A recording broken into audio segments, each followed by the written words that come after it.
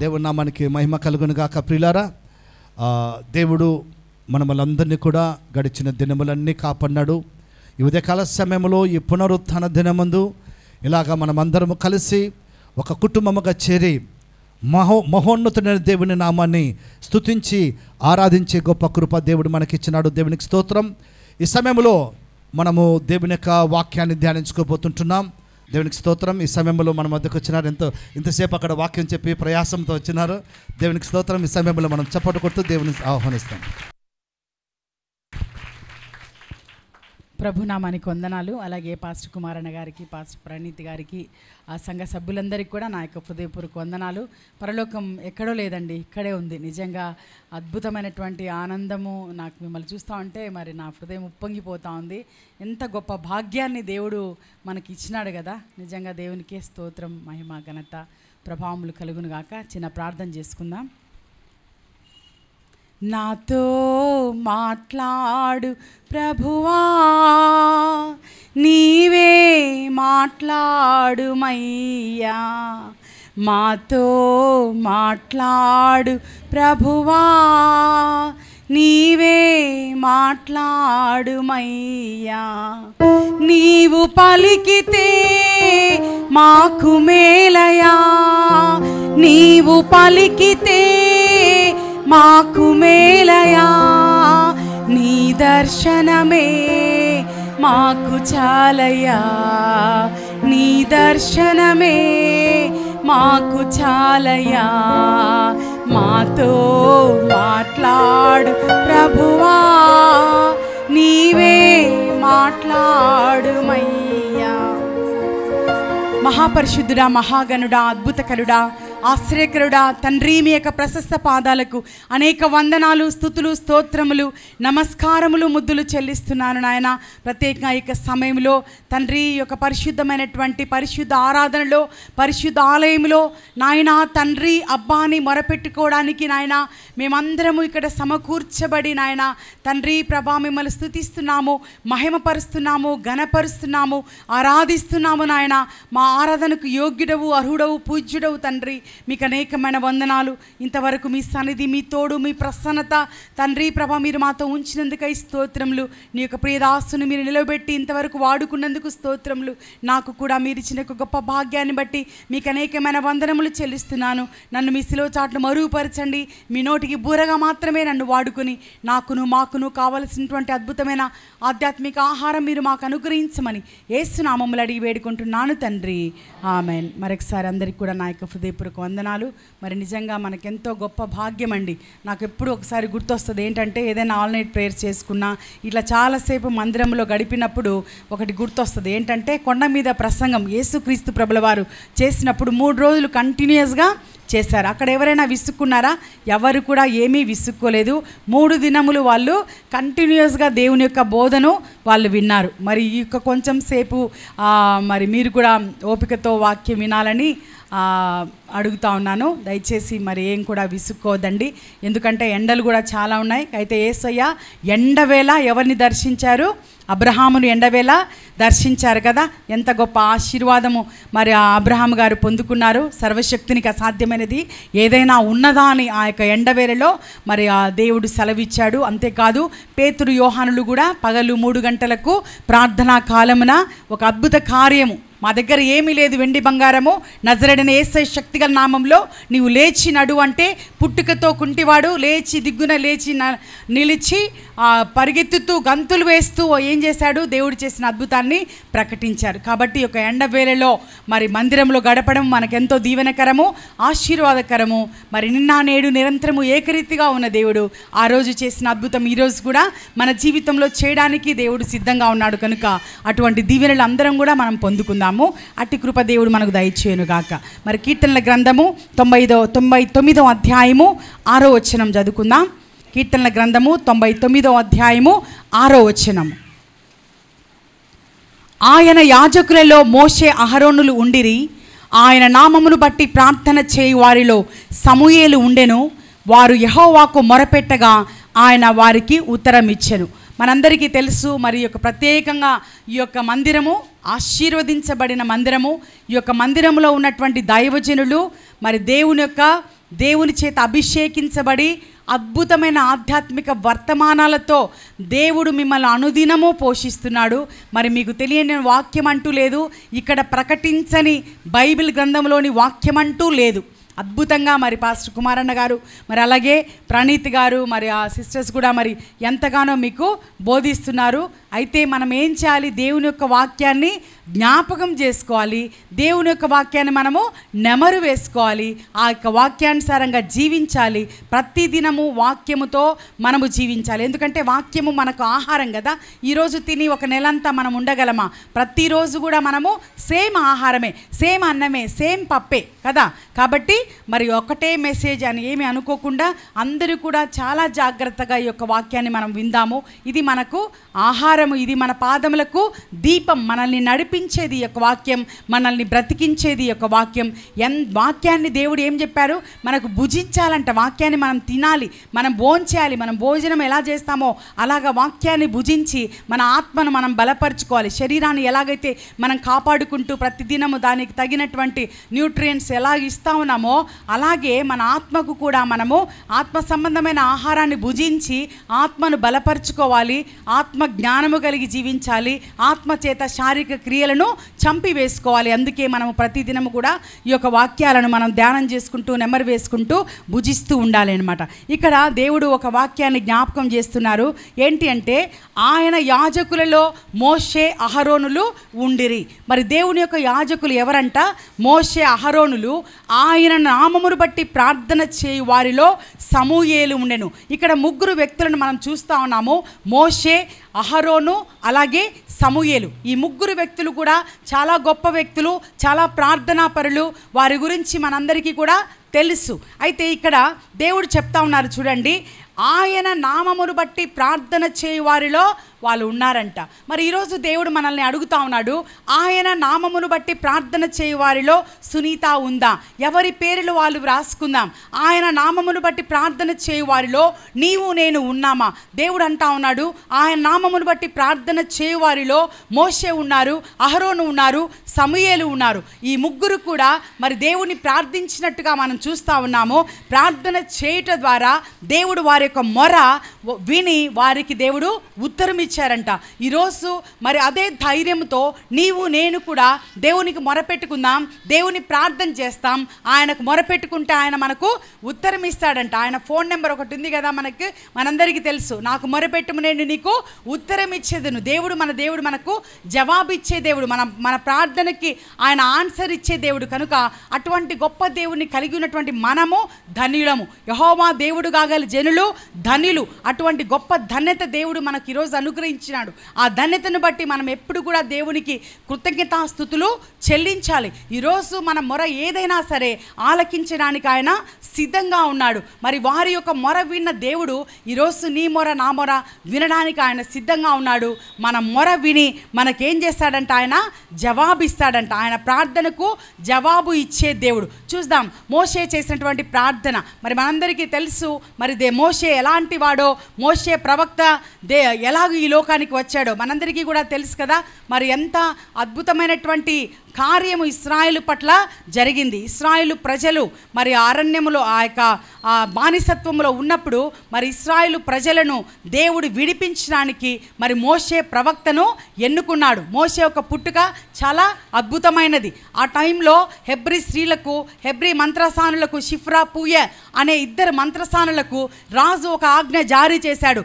ఎవరైనా సరే బాలురు పుట్టిన తోడనే మగ పిల్లవాడు పుడితే వాళ్ళని చంపివేయాలని ఒక రాజాజ్ఞ ప్రకటించబడింది. అయినప్పటికీ కూడా షిఫ్రా పూయ అనేటువంటి చురుకైనటువంటి స్త్రీలు, జ్ఞానము కలిగినటువంటి స్త్రీలు, దేవుని యందు భయము భక్తి కలిగినటువంటి స్త్రీలు ఏం చేశారంటే రాజాజ్ఞకు కూడా భయపడకుండా దేవునికి భయపడి, మనకు టైం లేదు, నిర్గమకాండము 1వ అధ్యాయంలో మనం చూస్తే దేవునికి భయపడినటువంటి హెబ్రీ స్త్రీలు షిఫ్రా పూయ వాళ్ళిద్దరు ఏం చేశారంటే మంత్రసానుల పని చేసేవాళ్ళు, డెలివరీ చేసేవారు, కాన్పులు చేసేవారు. అప్పుడు రాజు ఆజ్ఞ ఇస్తాడు కదా, ప్రతి మగపిల్ల ఎవరైనా సరే మగపిల్లలు పుడితే వాళ్ళని చంపేయాలి, ఆడపిల్లలు పుడితే బ్రతకనివ్వండి అని చెప్తారు. అయితే వీళ్ళు ఏం చేశారు? దేవునికి భయపడి వాళ్ళు ఆ బాలులను చంపకుండా వారిని బ్రతికించేవారనమాట. రాజు పిలిచి అడిగినప్పుడు వాళ్ళు ఏం చెప్పేవారు? హెబ్రీ స్త్రీలు చాలా చురుకైన వాళ్ళు. అంతేకాదు మరి అందుకని మేము వెళ్ళి డెలివరీ చేసేలోగానే వాళ్ళే కాన్పులు చేసుకొని వాళ్ళ పిల్లలను బ్రతికినిస్తూ ఉన్నారు, మేమేం చేయాలి అని అడుగుతారు. ఎంత ధైర్యంగా వాళ్ళు జవాబిచ్చారు కదా. రాజుకు భయపడ్డారా? కేవలము ఆ హెబ్రీ స్త్రీలు దేవునికి భయపడి ఆ తప్పు చేయకుండా వాళ్ళు ఏమైనా పర్వాలేదని చెప్పేసి అలాగ చేయడం ద్వారా వారి యొక్క వంశము అభివృద్ధి చేయబడింది. షిఫ్రా, పూయా వారు దేవుని యందు భయము భక్తి కలిగి రాజు ఆజ్ఞను మరి వాళ్ళు పాటించకుండా దేవుని యొక్క ఆజ్ఞను పాటించారు కనుక వారి యొక్క వంశము అభివృద్ధి చెంది అక్కడి నుంచి మోషే పుట్టడము జరిగింది. మనందరికీ తెలుసు మోషే పుట్టుక. మోషే ఎంతో గొప్ప వ్యక్తి. మోషే దేవుని యందు భయము భక్తి కలిగినటువంటి వ్యక్తి. మోషే భక్తుడు చాలా ఓర్పుతో సహనముతో మరి ఇశ్రాయేలు ప్రజలను నడిపించాడు. నాకు చేత కాదు ప్రభా, నా వల్ల కాదు, ఇంత గొప్ప పని నా చేతిలో పెట్టావు అని అయినప్పటికీ కూడా ఇశ్రాయేలుల మూలుగుల ధ్వని విని ఇశ్రాయేలులను ప్రేమించే దేవుడు కనుక మరి ఇశ్రాయేలు ప్రజల కొరకు ఒక ప్రవక్తను పుట్టించి మోషేని పుట్టించి వాళ్ళ యొక్క మూలుగులు విని వారికి ఏం చేశాడు? విడుదల ప్రకటించాడు. ఐగుప్తు బానిసత్వం నుంచి ఇశ్రాయేలు ప్రజలను విడిపించి మరి ఇక్కడ కానాను దేశానికి నడిపించడానికి మోషే నాయకత్వంలో ఇదంతా కూడా జరుగుతుంది. అయితే ఇక్కడ మోషే ఏం ప్రార్థన చేశారు మనందరికీ తెలుసు. 17వ అధ్యాయము నిర్గమకాండము 17వ అధ్యాయంలో చూస్తే మోషే చేసినటువంటి ప్రార్థన మనం ఇక్కడ జ్ఞాపకం చేసుకోవాలి. ఇశ్రాయేలు ప్రజలకు చాలా యుద్ధాలు జరుగుతూ ఉన్నాయి. అరణ్య మార్గంలో వాళ్ళు వెళ్తున్నారు. చాలా ఈజీగా వెళ్ళవలసినది చాలా వాళ్ళు చేసే పొరపాట్లను బట్టి వాళ్ళకి ఒక ప్రయాణము 40 దినాల ప్రయాణము 40 సంవత్సరములు జరిగిందనమాట. ఆ ప్రయాణములో జరిగినటువంటి సంఘటనలు ఇక్కడ చాలా స్పష్టంగా నిర్గమకాండంలో వ్రాయబడ్డాయి. ఇక్కడ ఏం చేస్తూ ఉన్నారంటే మోషే గారు వాళ్ళకి ఇశ్రాయేలు ప్రజలకు చాలా యుద్ధాలు, అడుగడుగునా శోధనలు, అడుగడుగునా శ్రమలు, అడుగడుగునా యుద్ధాలు. వాళ్ళు ఏం చేస్తూ ఉన్నారంటే దేవుడు చేసినటువంటి మేలును బాగా అనుభవిస్తారు, మరలా మరిచిపోతారు, మరలా వాళ్ళు యథామామూలుగా వారి విగ్రహాలను చేసుకోవడము, వ్యభిచారం చేయడం, వాళ్ళ పాపంలో వాళ్ళు ఉన్నారు. కొంతమంది బాగా ఉన్నారు, కొంతమంది బాగాలేరు. వాళ్ళ యొక్క క్రియలను బట్టి అక్కడ వాళ్ళకి చాలా శ్రమలు జరగడము జరుగుతుంది. ఇక్కడ అమాలేకీయులతో మరి ఇశ్రాయేలు ప్రజలకు యుద్ధము జరగబోతా ఉంది. 17వ అధ్యాయము 8వ వచనంలో నుంచి 16వ వచనం వరకు కూడా మనం చదివినట్లయితే అక్కడ అమాలేకీయులు వచ్చి రెఫీదీములో ఇశ్రాయేలుతో యుద్ధము చేయగా మోషే యెహోషువతో మన కొరకు మనుషులను ఏర్పరిచి వారిని తీసుకొని బయలు వెళ్ళి అమాలేకీయులతో యుద్ధము చేయము. రేపు నేను దేవుని కర్రను చేత పట్టుకొని ఆ కొండ శిఖరము మీద నిలిచెదను. యెహోషువ మోషేతో తనతో చెప్పినట్లు చేసి అమాలేకీయులతో యుద్ధం ఆడారు. మోషే ఏం చేస్తా ఉన్నాడు? మరి మోషే చెప్తా ఉన్నాడు అనమాట యెహోషువతో, నువ్వు యుద్ధానికి వెళ్ళు, నేను అక్కడ చూడండి మోషే, అహరోను, హూరు వీళ్ళు ముగ్గురు కూడా ఎక్కడికి వెళ్ళారు? ఆ కొండ శిఖరము ఎక్కి అక్కడ ఏం చేస్తూ ఉన్నారు? మోషే తన చెయ్యి 11వ వచనంలో మోషే తన చెయ్యి పైకెత్తినప్పుడు ఇశ్రాయేలు గెలిచిరి, మోషే తన చెయ్యి దింపినప్పుడు అమాలేకీయులు గెలిచిరి. ఎలాగ ప్రార్థన చేస్తూ ఉన్నారండి? మనము ప్రార్థన చేసేటప్పుడు, ఆరాధన చేసేటప్పుడు చేతులు పైకెత్తి మనము ప్రార్థన చేస్తాం. అంటే ఇంకా మా చేతులు ఏమి లేదు, చేతులు ఎత్తేసాము అంటే ఇంకేం లేదు, మా వల్ల కాదు, నీవే చూసుకోవాలి యెహోవా, నీ దిక్కునకు చూచిన ఆత్మను ఎత్తుకుంటున్నాను, నీవే నన్ను కనికరించు, నీవే నన్ను ఆశీర్వదించు అని చెప్పేసి చేతులు ఎత్తి మనము ప్రార్థన చేస్తాం. ఇక్కడ చూడండి మనం ఎంతసేపు ఆరాధన చేస్తాము? మా అంటే ఒక అర్ధగంట కన్నా ఎక్కువ చేయము, అర్ధగంట కన్నా ఎక్కువ చేతులు పైకి ఉంచలేము కదా. వెంటనే ఇలాగో ఏదో ఒకలాగా మనము డిస్కంఫర్ట్గా ఫీల్ అవుతూ ఉంటాము, మన చేతులు నొప్పి వస్తాయి. అయితే ఇక్కడ మోషే చేసినటువంటి ప్రార్థన ఎలాగూ చేశారంటే మోషే చేతులు పైకెత్తినప్పుడు ఇశ్రాయేలు ప్రజలు గెలిచిరి. చూసారా, చేతులు పైకెత్తే ఉన్నాడు అనమాట. ఎప్పుడైతే ఒకవేళ నొప్పి వచ్చి ఇలా దించాడనుకో ఓడిపోతూ ఉన్నారు. అప్పుడు ఒక ఆలోచన వచ్చింది ఎవరికి? ఇక్కడ అహరోను హూరులకు ఒక ఆలోచన వచ్చి వాళ్ళు ఏం చేశారంటే మోషే తన చేయి దింపినప్పుడు అమాలేకీయులు గెలిచిరి. మోషే చేతులు బరువెక్కగా వారు ఒక రాయి తీసుకుని వచ్చి అతడు దాని మీద కూర్చున్నట్టుకై దాని వేసిరి. ఏం చేశారు వీళ్ళిద్దరు? ఒక మంచి ఆలోచన కలిగి ఒక రాయి తెచ్చి ఒక రాయి మీద మోషేను కూర్చోబెట్టారు. అటు సైడ్ ఒకరు, ఇటు సైడ్ ఒకరు ఆయన చేతులు పైకెత్తించి ఆ భుజాల దగ్గర ఆయన వాళ్ళ భుజం పెట్టుకుంటే ఇలాగ సపోర్ట్తో ఏం చేశారు? మోషే చేతులు పైకెత్తే ఉంచారనమాట. చేతులు అస్సలు దించలేదు. మరి అంతగా మరి దేవుడు ఆ మోషే ప్రార్థన చేస్తూ ఉన్నారు ఇశ్రాయేలు ప్రజల యొక్క విజయం కొరకు. మరి మోషే చేతులు బరువెక్కగా వారు ఒక రాయి తీసుకుని వచ్చి అతడు దాని మీద కూర్చున్నట్టుగా దాన్ని వేసిరి. అహరోను హూరులు ఒకడు ఈ ప్రక్కను ఒకడు ఆ ప్రక్కను అతని చేతులను ఆదుకొనగా అతని చేతులు సూర్యాస్తమయం వరకు నిలకడగా ఉండెను. చూసారా, ఉదయకాలం నుంచి సాయంత్రం వరకు కూడా చేతులు ఎలాగ పెట్టారు? పైకి ఉంచారు. అతను కూర్చోబెట్టారు. చేతులు వాళ్ళు ఆనుకొని వాళ్ళ భుజం ఇక్కడ ఆన్ చేసి అలాగే ఇలాగ సపోర్ట్ పెట్టారు. అంటే ఎన్ని అవర్స్ చూడండి, ఎన్ని గంటలు మరి మోషే చేతులు పైకెత్తి ఉంచారో అంత బలమైనటువంటి ప్రార్థన మోషే చేశాడు. మోషే అంతగా చేతులెత్తి ప్రార్థన చేయడం వల్ల ఎవరికి విజయం కలిగిందండి? ఇశ్రాయేలు ప్రజలకు విజయం కలిగింది. మరి ఈరోజు నీవు నేను మనము ఒక కొంచెం సేపు ప్రార్థన చేయడానికే, కొంచెం సేపు చేతులెత్తి ప్రార్థన చేయడానికే మనము బరువుగా ఫీల్ అవుతూ ఉంటాం. ఇక్కడ మోషే భక్తుడు మనకు ఏం జ్ఞాపకం చేస్తాడంటే, మన యొక్క సమస్య చాలా పెద్ద సమస్య, కానీ మన ప్రార్థన ఎలా ఉంటుంది? పాస్టర్ గారు చేస్తే సరిపోతుందిలే, వాళ్ళకి చేస్తే సరిపోతుందిలే, వాళ్ళకి చెప్తాం, వీళ్ళకి చెప్తాం, వాళ్ళు చేస్తూ ఉన్నారు కదా చాలే అని మనల్ని మనం సాటిస్ఫై చేసుకుంటా ఉన్నాం.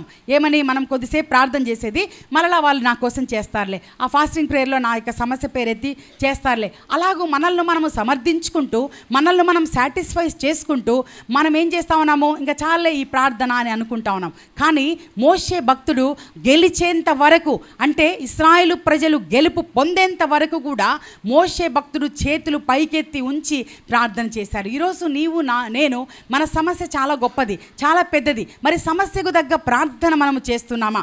మన ప్రార్థన పరిమాణం ఎంత ఉంది? మనం ఎంతసేపు మనం ప్రార్థన చేస్తూ ఉన్నాము? ఎంతసేపు దేవుని అడుగుతూ ఉన్నాము? ఎలాగూ మన ప్రార్థన చేసే విధానం ఎలా ఉంది? మన ప్రవర్తన ఎలా ఉంది? మన విశ్వాసం ఎలా ఉంది? మన భక్తి ఎలా ఉంది? అవన్నీ కూడా మనల్ని మనం పరీక్ష చేసుకోవాలి. మన ప్రార్థన పాపంగా మారకుండా మనము కాపాడుకోవాలి. మన ప్రార్థనకు ఏవైనా దోషాలు అడ్డంకములుగా ఉన్నాయేమో చూసుకోవాలి. మన పాపములు క్షమించమని కోరుతూ మనము ప్రార్థన చేయాలి. మన ప్రార్థన దేవుడు అంగీకరించేంత పరిశుద్ధత మనకు ఉండాలి. మనలో ఒక పర్ఫెక్ట్నెస్ ఉండాలా, మనలో ఒక పవిత్రత ఉండాలా. మన పవిత్రమైనటువంటి ప్రార్థన, పవిత్రమైన చేతులెత్తి మనము దేవునికి ప్రార్థన చెయ్యాలి అంట. అలాగూ ఇక్కడ ఇశ్రాయేలు ప్రజల కోసం, తన కోసం తను చేసుకోలేదండి, ఇశ్రాయేలు ప్రజల కోసము ప్రార్థన చేయమంటా ఉన్నాడు. ఈరోజు మన కోసం మనం చేసుకుందాం, మన సంఘం కోసం మనం చేసుకుందాం, మన సంఘంలో ఉన్నటువంటి సమస్యలు వాళ్ళ కోసం మనం చేద్దాము, ప్రార్థన చేయడం నేర్చుకుందాము. మరి ప్రార్థన అనేది చాలా ప్రాముఖ్యమైనదని మనందరికీ కూడా తెలుసు. ఇక్కడ మోషే ద్వారా కూడా మనం నేర్చుకుంటా ఉన్నాము.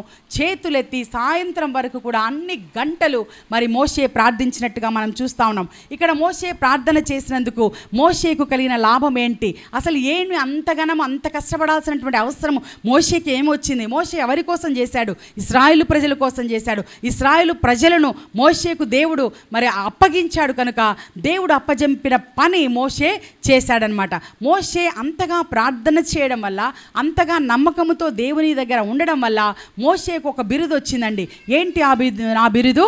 నా ఇల్లంతటిలో నమ్మకమైన వాడు. మరి ఈరోజు నీకు నాకు ఒక బిరుదు దేవుడు ఇవ్వాలని కోరుకుంటా ఉన్నాడు. నీకు నాకు వాడబారని మహిమ కిరీటం, జీవ కిరీటం, ఇవన్నీ కిరీటాలు పరలోక రాజ్యంలో నీకు నాకు ఒక బహుమానాలుగా దేవుడు ఇవ్వడానికి సిద్ధపరిచి ఉన్నాడు. ఆ సిద్ధపరిచినటువంటి బహుమానాలు నీవు నేను పొందుకోవడానికి ఏం చెయ్యాలి అంటే దేవునికి నమ్మకస్తులుగా జీవించాలి, మరి విశ్వాసముగా జీవించాలి, ప్రార్థన యోధులుగా జీవించాలి, పరిశుద్ధమైన జీవితము జీవించాలి. అనేక ఆత్మల కొరకైన భారభరితమైన ఆత్మ కలిగి జీవిస్తే నీకు నాకు ఒక అద్భుతమైనటువంటి బహుమానం ఇవ్వడానికి ఆయన సిద్ధపరిచి ఉంచాడు. కనుక ఆ బహుమానం కొరకు మనం ప్రయాసపడదాం. ఇక్కడ మోషేకి ఇచ్చినటువంటి బిరుదు ఏంటంటే నా ఇల్లంతటిలో నమ్మకమైన వాడు అని. మరి దేవుని చేత మెప్పు పొందినవాడు, దేవుని చేత ఆ యొక్క గొప్ప మాట అనిపించుకున్నటువంటి వ్యక్తి మోషే.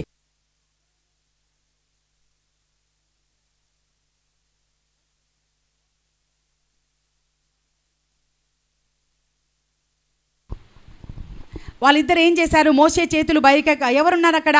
హూరు, అహరోనులు. ఈ హూరు, అహరోనులు కూడా ఏం చేశారు? ప్రార్థన చేస్తున్నటువంటి మోషేకు హెల్ప్ చేశారా లేదా?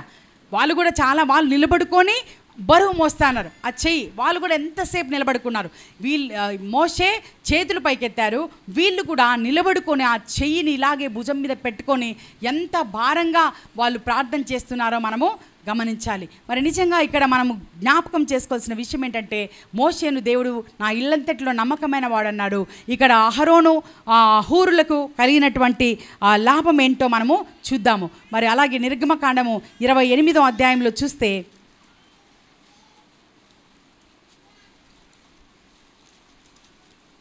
నిర్గమకాండము 28వ అధ్యాయము 1వ వచనం.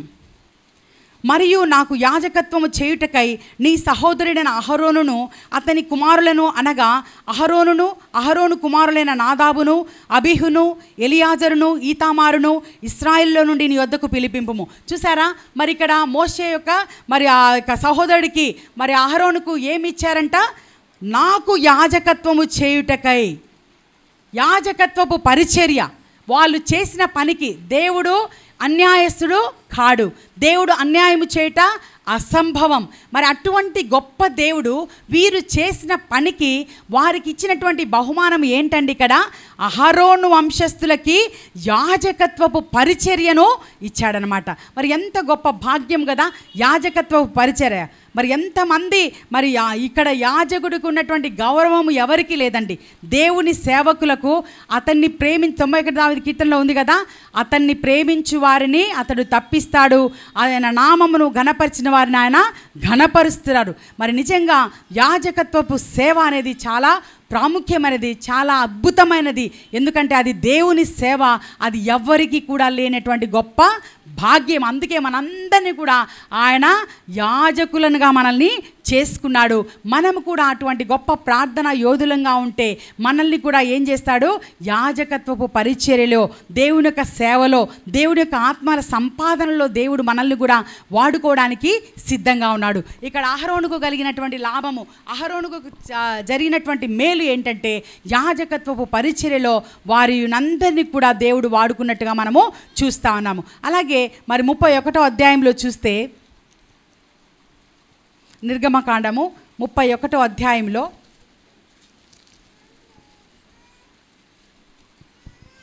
1వ వచనం నుండి, మరియు యెహోవా మోషేతో ఇట్లనెను, చూడుము, నేను యూదా గోత్రంలో హూరు మనుమడును ఊరు కుమారుడైన బెసలేలు అను పేరు గల వానిని పిలిచి తిని విచిత్రమైన పనులను కల్పించుటకును, బంగారుతోనూ వెండితోనూ ఇత్తడితోనూ పనిచేయుటకును, పొదుగుటకై రత్నములను సానబెట్టుటకును, కర్రను కోసి చెక్కుటకును, సమస్త విధములైన పనులను చేయుటకును, జ్ఞాన విద్యా వివేకములను సమస్తమైన పనుల నేర్పును వానికి కలుగునట్లు వారిని దేవుని ఆత్మపూర్ణుడిగా చేసి ఉన్నాను.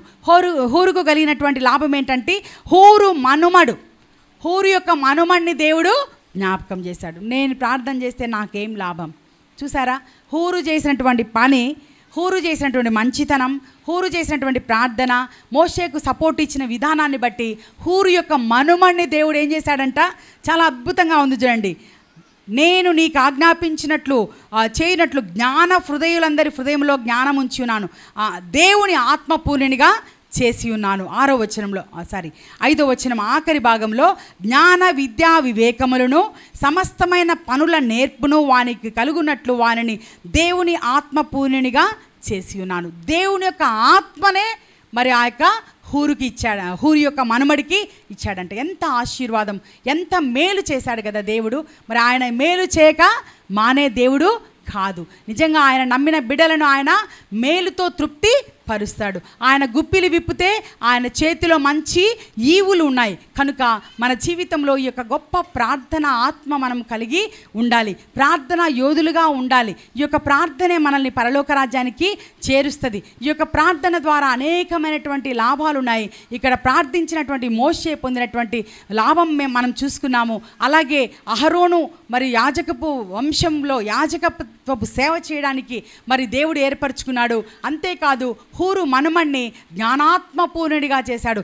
దేవుని యొక్క ఆత్మనే దేవుని ఆత్మపూర్ణునిగా చేశాడు. అదే కదా మనకు కావాల్సింది, దేవుని యొక్క ఆత్మ మనకు కావాల్సింది. దేవుడు ఏమంటాడు? నా ఆత్మ లేనివాడు నావాడు కాడు. దేవుని యొక్క ఆత్మ పూర్ణునిగా నేను కావాలి అంటే దేవునితో గడపాలి, దేవునికి ప్రార్థన చేయాలి. దేవా, నన్ను నీ యొక్క ఆత్మతో నింపు, నీ యొక్క ఆత్మతో నన్ను బలపరచు. చూసారా, మనందరికీ తెలుసు కదా, యేసుక్రీస్తు ప్రభుల వారు ఏదో రాజుగా వచ్చి ప్రభుడుగా వచ్చి ఏదో నేను గొప్పవాడిని కదా, నేను దేవుని కదా అని ఆయనేమి ఈ లోకంలో జీవించలేదండి. తన్ను తాను తగ్గించుకున్నాడు. ఎంత తగ్గించుకున్నాడంటే బియాండ్ లిమిట్స్, శక్తికి మించి ఓర్చుకున్నాడు, శక్తికి మించి ప్రేమించాడు, శక్తికి మించి అవమానాలు అనుభవించాడు, శక్తికి మించి సహించాడండి. అంత ఓర్చుకున్నాడు, అంత తగ్గించుకున్నాడు. మరి అంత తగ్గింపు ప్రార్థన వలన మరి ఏం చేశాడు ఆయన ఈ లోకానికి వచ్చిన తర్వాత తన తల్లిదండ్రులతో గడిపి 3.5 సంవత్సరము దేవుని యొక్క సేవ చేశాడు. దేవుణ్ణి సేవ చేసే ముందు ఆయన దేనికోసం ప్రయాసపడ్డాడు? ఆత్మ బలము కోసం, ఆత్మ పరిపూర్ణత కోసం, ఆత్మ బలము కొరకు ఏం చేశాడు యేసుక్రీస్తు ప్రభుల వారు? ఆయన 40 దినములు ఉపవాస ప్రార్థన చేశాడు. 40 దినములు అరణ్యంలో శోధించబడ్డాడు. 40 దినములు ఆ ఉపవాస ప్రార్థన ఆ యొక్క దేవుని యొక్క ఆత్మను మరి కలిగి ఉండడానికి, ఆత్మ బలము సంపాదించుకోవడానికి, ఆత్మ బలముతో ఆ యొక్క సాతానును అణగద్రొక్కి వేయడానికి శక్తిని సంపాదించుకున్నాడు. ఎవరు? యేసుక్రీస్తు ప్రభుల వారు. యేసుక్రీస్తు ప్రభుల వారే ఆత్మ బలము కొరకు అంత పడినప్పుడు మనం ఎలా ఉండాలి? మన జీవితం ఎలా ఉండాలి? ఆత్మ బలము మనకు కావాలంటే, ఆత్మ పూర్ణులుగా మనం అవ్వాలి అంటే మనం ఎలా ఉండాలి? మన ప్రార్థనా జీవితం ఎలా ఉండాలి? ఆత్మ బలముతో నిండుకొనిన వాడై గలిలయ తీరమున సంచరిస్తూ అనేక మంది చేపలు పట్టేవారిని మిమ్మల్ని నేను మనుష్యులు పట్టే జాలలుగా చేస్తాను. మరి ఎంత అద్భుతమైనటువంటి సేవ చేశాడు, ఎంత మరి సహించాడు, ఎన్ని ఆశ్చర్యకార్యాలు సూచక క్రియలు చేశారు. అంతేకాదు పరలోక రాజ్యము గురించినటువంటి సువార్త ప్రకటించాడు. అంతేకాదు ఆయన సాతాను జయించాడు, మరణాన్ని జయించాడు, ఆ యొక్క సిలువను సహించాడు, సిలువలో అద్భుతమైనటువంటి మాటలు పలికాడు. ఎంత గొప్ప ఆదరణ! అంతేకాదు ప్రాముఖ్యమైనటువంటి ఒక మాట మనకు చెప్పాడు. మనందరం ఏడుస్తూ ఉంటాం కదా, ఎవరైనా స్త్రీలకు చాలా ఈజీగా ఏడుపు వచ్చేస్తుంది. యేసుక్రీస్తు ప్రభు సిలువలో అంత భయంకరమైనటువంటి అవన్నీ చూసి స్త్రీలందరూ ఏం చేస్తూ ఉన్నారు? ఏడుస్తూ ఉన్నారు. ఏడుస్తూ ఉంటే ఏమన్నారు? అమ్మలారా, నా కోసం కాదు ఏడవలసింది, మీకోసం, మీ పిల్లల కోసం ఏడవండి. మరి నిజంగా ఎంత అద్భుతమైనటువంటి మాట! మన కోసం, మళ్ళా పిల్లల కోసం మనము ఏడవాలి. మన కోసం ఆయన ఏడ్చి ఆయన రక్తం కార్చేశాడు. ఆయన ఏడుపు రక్త బిందువులుగా పడిందంట. అంత ఘనము దేవుడు ఆయన ప్రార్థన చేశాడు. మరి నీవు నేను మన పిల్లల కొరకు, మన కుటుంబం కొరకు, మన సంఘము కొరకు ఎటువంటి ప్రార్థన చేస్తూ ఉన్నాము? ఈ ప్రార్థన చేయాలంటే మనకేం కావాలి? ఆత్మ బలం కావాలి. ఆత్మ బలం కావాలంటే మనం ఏం చేయాలి? మనం ఉపవాసంతో ప్రార్థన చేయాలి. ప్రార్థనే సమస్తానికి మూలం. ప్రార్థనకు మించింది ఏదీ లేదు. ఎందుకంటే యేసుక్రీస్తు ప్రభు ఈ లోకములో సంచారం చేసినప్పుడు ఏదో ఆషామాషగా అవలీలగా ఆయన తిరిగి వెళ్ళలేదండి. ఆయన ప్రార్థన చేశాడు, అరణ్యములో ప్రార్థన చేశాడు, రాత్రంతయు ప్రార్థన చేశాడు. ఆయన మందిరంలోనికి వెళ్ళాడు, యెరూషలేము మందిరంలో ప్రార్థన చేశాడు. ఆయన ఎప్పుడు కూడా ఆయన ఒక క్షణం కూడా తీరిక లేకుండా దేవుని స్వార్థ ప్రకటించడం, ప్రార్థన చేయడం, ఈ పని చేశాడు. కనుక మనము కూడా గొప్ప ప్రార్థన యోధులంగా మనము తయారవ్వాలి. మనందరికీ తెలుసు బైబిల్ గ్రంథంలో చాలా గొప్ప గొప్ప వ్యక్తులు, ప్రార్థనా పరులు ఉన్నారు. ఎస్తేరు ప్రార్థించింది, మొర్దెకై ప్రార్థించింది. ఎస్తేరు ప్రార్థించగా ఏం జరిగిందండి? రాజుకు నిద్ర పట్టకుండా చేసింది ఎస్తేరు. మరి మొర్దెకై, ఎస్తేరు చెలికత్తెలు వీళ్ళందరూ 3 రోజులు ఉపవాసంతో ప్రార్థన చేశారు. రాజుకు ఏమైంది? రాజుకు నిద్ర పట్టకుండా ఉంటుందండి. రాజుకు ఎన్ని కంఫర్ట్స్ కదా, ఏసీ ఉంటుంది, కావాలంటే ఏవేవో ఉంటాయి, మంచి మంచి ఫుడ్స్ ఉంటాయి, ఇప్పుడు మంచి డ్రింక్స్ ఉన్నాయి తాగడానికి నిద్ర కోసం కదా. అయినా కూడా ఆయనకి నిద్ర పట్టలేదు. రాజుకు నిద్ర పట్టకపోవడం అనేది చాలా ఆశ్చర్యం. ఈ ప్రార్థన, ఎస్తేరు ప్రార్థన, ఎస్తేరు ఉపవాస ప్రార్థన రాజుకు నిద్ర పట్టకుండా చేసింది. ఆ టైంలో రాజుకు ఏం మనసు పుట్టింది? ఆ సమాచార గ్రంథం తీసుకురండి, అన్ని రాసి ఉంచుతారు కదా విషయాలు. మరి మొర్దెకై చేసినటువంటి ఘనకార్యము మరి అక్కడ చదవడము, మొర్దెకైని సన్మానించడము, మరి అక్కడే మరి అంతేకాదు ఈ యొక్క ఎస్తేరు ప్రార్థన ద్వారా రాజుకు మరి ఎస్తేరు మీద దయ పుట్టడము. మరి రాజు అనుమతి లేనిదే, నేను మరణించినా, నేను నశించినా నశించిపోతా, ఏం పర్వాలేదు, నా యొక్క ప్రజల కొరకు నా ప్రాణమైన ఇవ్వడానికి నేను సిద్ధంగా ఉన్నాను చెప్పేసి ఎస్తేరు ఏం చేస్తుంది? ప్రార్థన చేస్తుంది. అప్పుడు దేవుడు రాజు యొక్క మనసునే మార్చేశాడు. రాజుకు నిద్ర పట్టకుండా చేశాడు, మొర్దెకైను గుర్తు చేశాడు రాజుకుని. మరి అంతేకాదు రాజుకు ఎస్తేరు మీద దయ పుట్టించి మరి ఎస్తేరు ఏం కావాలో కోరుకోనప్పుడు ఎస్తేరు విషయమంతా చెప్పింది. తన ప్రజలను తను రక్షించుకుంది. మరి మోషే ఎలాగైతే ఇశ్రాయేలు ప్రజలను అమాలేకీయుల ప్రజల నుండి తప్పించాడో, విజయవంతమైనటువంటి జీవితం ఎలాగైతే ఇశ్రాయేలు ప్రజలు ఆ ప్రార్థన ద్వారా మరి జీవించారో, అలాగే ఇక్కడ ఎస్తేరు యూదులను కూడా రక్షించడానికి ప్రార్థన కారణమైంది. అంతేకాదు దానియేలు గొప్ప భక్తుడండి. దానియేలు జీవితంలో కూడా దానియేలు చాలా గొప్ప ఎవరికి భయపడలే. హెబ్రీ స్త్రీలు ఎలాగైతే రాజాజ్ఞకు భయపడలేదో అలాగే ఏం మొక్కద్దు, ఏం చేయొద్దు, ఇది ఒక ఆజ్ఞ జారీ చేయబడింది అంటే ఏమైనా చేసుకోండి, నాకేం ప్రాబ్లం లేదని చెప్పి హ్యాపీగా ఏం చేశాడు ఆయన, హ్యాపీగా ఉన్నాడు. ఎవరు ఆయన సింహాలు ఏం చేసుకోలేవు, ఏవి కూడా ఏం చేసుకోలేవు. అయితే రాజు కూడా ఆ రోజు నిద్రపట్టకుండా జీవమగిలినటువంటి దేవుణ్ణి దానియేలు కోసము ఒక రాజు ఉపవాసం ఉండి నిద్ర పట్టకుండా రాత్రంతా ఆలోచన చేస్తూ ఉన్నాడంట దానియేలు కోసం. చూసారు, ఆ రోజు ఆ ప్రార్థన ఏం చేసింది, రాజుకు నిద్ర పట్టకుండా చేసి మొర్దెకైని గుర్తు చేసింది. ఈరోజు రాజుకు నిద్ర పట్టకుండా మరి దానియేలు గ్రంథంలో రాజుకు నిద్ర పట్టకుండా దానియేలు కోసం వేడుకుంటా ఉన్నాడంట. జీవము కలిగినటువంటి దేవుడిని యొక్క మరి దానియేలు నీకేమి జరగలేదు కదా, ఎంత అద్భుతం కదా, ఎవ్వరు కూడా ఏమీ చేసుకోలేకపోయారు. అంత గొప్ప ప్రార్థనా పరుడు. మరి దావీదు ప్రార్థన చేస్తూ ఉంటే దావీదుకు కలిగినటువంటి బిరుదం వచ్చిందండి, నీవు నాకు బహుప్రియుడవు. చూసారా, ఈరోజు నీవు నేను దేవునితో నమ్మకస్తులుగా అనిపించుకుందామా? నీవు నాకు బహుప్రియుడవు, నీవు నాకు ప్రియురాలు అంటే దానికి మించినటువంటి లవింగ్ వర్డ్ లేదు కదా కదా. ఇంకా ప్రియమే, ఇంకా అది ప్రియము అంటే ఇంక అంత ప్రేమతోనే కదా మనకు యేసుక్రీస్తు ప్రభు మనల్ని దేవుడు లోకంలో ఎంతో ప్రేమించి ఆయన అద్వితీయ కుమారుడైన యేసుక్రీస్తు ప్రభుని ఈ లోకానికి మనకు నిత్య జీవనం ఇవ్వడానికి పంపించాడు. ప్రేమ మరణమంత బలవంతమైనది. అంత గొప్ప ప్రేమ కలిగి మనము జీవించాలని దేవుడి యొక్క సమయంలో జ్ఞాపకం చేస్తూ ఉన్నాడు. కాబట్టి మరి దానియేలు బహుప్రియుడుగా, ఆయన ప్రార్థన బహుప్రియుడుగా చేసింది. ఎస్తేరు ప్రార్థన, ఎస్తేరు రాణిగా, ఒక అనాథ రాణి అయింది. చూసారా, ఒక ఆర్ఫన్ రాణి అయిందంటే కేవలము దేవుని యందు భయము భక్తి కలిగిన వారు ఈలాగూ ఆశీర్వదించబడదురు. 180 ఏదో ఆశీర్వాదం అనుకుంటా ఉంటామండి. పరలోక రాజ్యమే ఆశీర్వాదం, దేవుడి యొక్క మెప్పే మనకు ఆశీర్వాదం, అంతకు మించిన ఆశీర్వాదము ఏదీ లేదండి. ఈరోజు ఎస్తేరు గ్రంథము రాయబడి ఉందంటే అది ఎంత గొప్ప ధన్యత కదా. మరి అంత గొప్ప మేలు అక్కడ ఎస్తేరుకు చేసి ఉన్నారు. అలాగే హన్నా కూడా చాలా అద్భుతమైనటువంటి ప్రార్థనా పర్వాలు. ఆమె ఏం చేసింది, తన యొక్క అవమానము, తన యొక్క నింద పోగొట్టుకోవడానికి కొరకు ఆమె దేవుని యొక్క పాత సన్నిధానంలో తన హృదయాన్ని కుమ్మరించింది. మరి విలాప వాక్యంలో అందరికీ తెలుసు కదా, నీళ్లు కుమ్మరించినట్టు మన హృదయాన్ని మనము కుమ్మరించాలంట. రేయి మొదటి జామున లేచి మనము ప్రార్థన చేయాలి, అప్పుడు దేవుడు మన ప్రార్థన అంగీకరిస్తాడు. అటువంటి ప్రార్థన మరి ఇక్కడ అన్న ఎంత భారభరితమైనటువంటి ఆత్మ కలిగి ప్రార్థన చేసినప్పుడు ఆమె ప్రార్థన ఏమనిపించింది, అక్కడ ఏలి ఏమన్నారు, నువ్వేమైనా మత్తురాలవై ఉన్నావా అంటే ఆమె అంత మునిగిపోయిందనమాట. కన్నీళ్ళలో ఆమె మత్తుతో ఆమె నోటి నుంచి నేను ఈ మాటలు పలుకుతానన్నయ్యా, నేనేం మత్తు తీసుకోలేదు, నేనేం మద్యం పానం చేయలేదు, నా యొక్క బాధ కొలది, నా దుఃఖము కొలది. అక్కడ ఒక మాట ఉంది, కోపావేశముతో, కోపం వస్తే మనం ఏం చేస్తామండి, కోపం వస్తే ప్రార్థన చేసే వాళ్ళు ఎవరైనా ఉన్నారా? నాకు మనసు బాగాలేదు, నేను చర్చికి రాను, నాకు మనసు బాగాలేదు, నేను వాళ్ళతో కొట్లాడినా, నేను మాట్లాడను, నేను దేవుని ప్రేయర్ చేయడానికి నాకు మనసు లేదు. కానీ ఈమెకు కోపముతో ఏమొచ్చిందంట, ప్రేయర్ వచ్చిందంట. కోపావేశముతో ఆమె దేవుని సన్నిధానికి పోయి ఆ అవమానం తట్టుకోలేక, ఆ బాధ తట్టుకోలేక, ఆ కోపంతో ఏం చేసింది, ఆమె ఎవరి జోలికి పోలే, ఆమె నేరుగా పోయింది.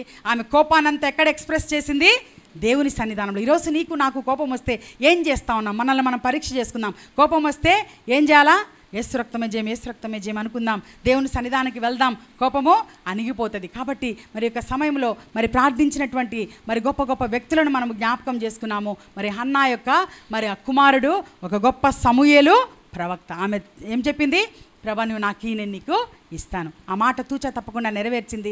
సమూయేలు ఒక గొప్ప ప్రవక్తగా మారాడు. మరి నిజంగా మన జీవితంలో కూడా మనము కూడా ప్రార్థించినప్పుడు దేవుడు ఎన్నో గొప్ప అద్భుతాలు చేస్తాడు. దావీదు కూడా మరి 7 మారులు దినమునకు ప్రార్థన చేశాడు. దావీదుకి ఏం బిరుదిచ్చారు, నా హృదయానుసారుడు కదా. హృదయము అనేది ఎంత అద్భుతమైనటువంటి ఆధ్య బంధము కదా.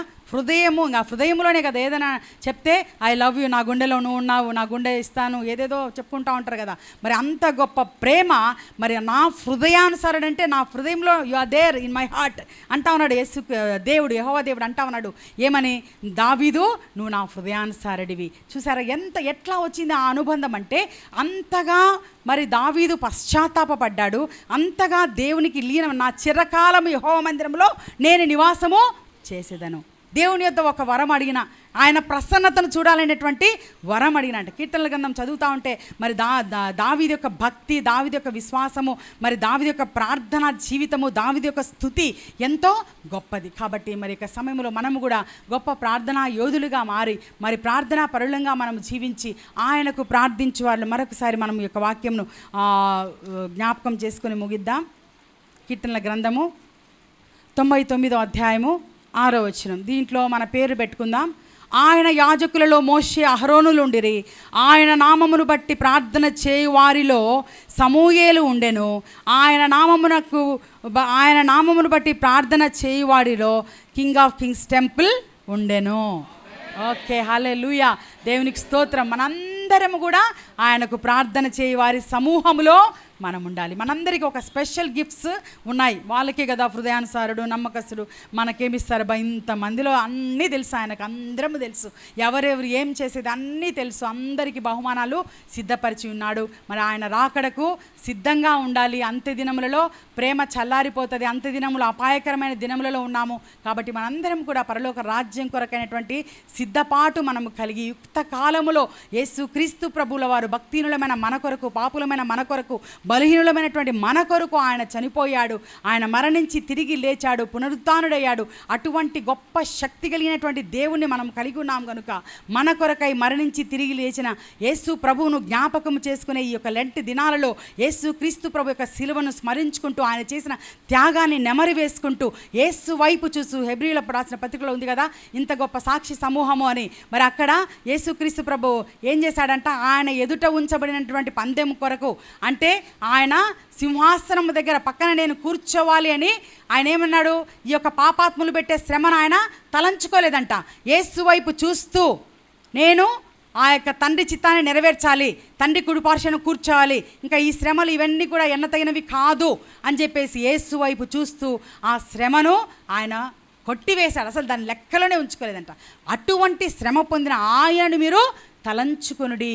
పాపము చేయటంలో మీరు ఇంకా రక్తము కారణంతగా మీరు పోరాడలేదు అంటా ఉన్నాడు. దేవుడే మన కొరకు పోరాడాడు, దేవుడే మన కొరకు రక్తం కార్చాడు. ఈరోజు నీకు నాకు ఒక పోరాటం ఉంది, అపవాదితో పోరాటం. అపవాదిని గెలవాలి అంటే నీవు అపవాదితో పోరాడి గెలవాలి. అపవాదితో పోరాడి గెలవాలి అంటే నీకు గొప్ప ప్రార్థనా జీవితం కావాలి. ఎందుకంటే యేసుక్రీస్తు ప్రభు అపవాదిని గెలవడానికి గల కారణం ఆయన గొప్ప ప్రార్థనా యోధుడు. ప్రార్థించాడు కనుకనే అంత గొప్ప విజయాన్ని సాధించాడు. ఈరోజు నీ జీవితంలో, నా జీవితంలో ఏ కష్టం ఉన్నా, ఏ నష్టం ఉన్నా, ఏ శ్రమ ఉన్నా మనము ప్రార్థన ద్వారా దాన్ని మనము సాల్వ్ చేసుకుందాం. అట్టి కృపదేవుడు మనందరికీ దయచేయునుగాక. చిన్న ప్రార్థన చేసుకుందాం.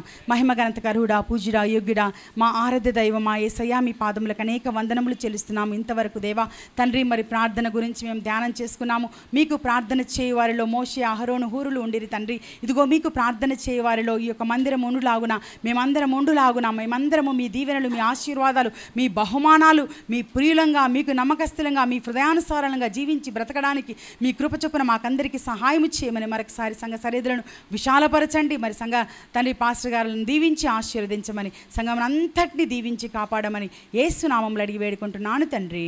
ఆమేన్, ఆమేన్. మరొకసారి దేవునామానికి వందనాలు. మనం ప్రార్థన చేసుకుందాం ప్రియులారా. అందరూ బయట ఉన్నవాళ్ళు, లోపల ఉన్నవారు, అటువైపు ఇటువైపు ఉన్నవారు అందరూ కూడా మన కళ్ళు మూసుకుందాం. ప్రార్థన. సర్వశక్తిమంతుడైన మా తండ్రి, పరిశుద్ధుడా, నీకు వందనాలు చెల్లిస్తుంటున్నాం. ఈ యొక్క దినాన్ని బట్టి నీకు కృతజ్ఞతాస్తుతి మేము చెల్లిస్తుంటున్నాం. ఇంతవరకు ప్రభువా సంఘ ఆరాధనలో మీరు మాకు తోడుగా ఉండి, మా మధ్యలో ఉండి, మీ యొక్క వాక్య భాగం ద్వారా మీరు మాతో మాట్లాడిన ప్రతి మాటను బట్టి కూడా నీకు స్తోత్రం. వాక్యం విత్తబడింది దేవా, ఆ వాక్యమునైనా నూరంతలుగా ఫలించినట్లుగా మీరు కార్యం జరిగించండి తండ్రి, నీకు స్తోత్రం. వాక్య పరిచర్యలో మీరు మహిమ పొందినారు, నీకు వందనాలు నాయనా. అలాగే నీ మహిమగణ పరిచర్య కొరకు సమర్పించబడిన కానుకలను బట్టి నీకు స్తోత్రం. సమర్పించిన బిడ్డలను, వారి కుటుంబాలను కూడా దీవించండి. చెప్పబడిన ప్రతి ఒక్క ప్రార్థన విజ్ఞాపనను బట్టి కూడా నీకు స్తోత్రం. రాబోయే వారంలో ఎందరైతే తండ్రి బర్త్డేలు, వివాహ దినాలు జరుపుకొనబోతున్నారో వారిని, వారి కుటుంబాలను కూడా మీరు దీవించమని అడుగుతుంటున్నాం. ప్రభువా మా తండ్రి, ఈ సమయంలో చేరి వచ్చిన ప్రతి ఒక్కరి కొరకు నేను ప్రార్థిస్తున్నాను నాయన. వచ్చిన ఒక్కొక్కరిని కూడా పేరు పేరును దీవించండి, వ్యక్తిగతంగా ఆశీర్వదించండి. వారికి కావలసిన మంచి ఆరోగ్యమును, బలమును, శక్తిని దయచేయండి. ఎవరైనా బలహీనులుగా ఉన్నట్లయితే వారిని తాకండి, వారికి విడుదల, స్వస్థత దయచేయండి నాయన. అలాగే ఇక యూట్యూబ్ ద్వారా ఎందరైతే ఈ యొక్క వాక్య పరిచర్య వింటున్నారో వారిని, వారి కుటుంబాలను కూడా దీవించమని అడుగుతుంటున్నాం. తండ్రి మేమందరం కూడా తిరిగి మా గృహాలు వెళుతున్నాం. పరిశుద్ధాత్ముడ మీ సన్నిధి మాకు తోడుకు రానియండి. రాబోయే వారమంతా నీ కృపాక్షేమములు మా అందరి వెంట ఉంచి కాపాడమని మీకే మహిమ ఘనత చెల్లిస్తూ యేసుక్రీస్తు నామములో ప్రార్థించి వేడుకొనుచున్నాము తండ్రి. ఆమేన్. తండ్రి అయిన దేవుని యొక్క ప్రేమయు, యేసుక్రీస్తు యొక్క కృప, పరిశుద్ధాత్మిక సహవాసము చేరువచ్చిన మనందరికీ, మన కుటుంబములకును, మన సంఘమంతటికి, యూట్యూబ్ ద్వారా వాక్యపరిచిన బిడ్డలకును, వారి కుటుంబములకును, సకల పరిశుద్ధులకును సదాకాలము తోడై ఉండునుగాక. ఆమేన్.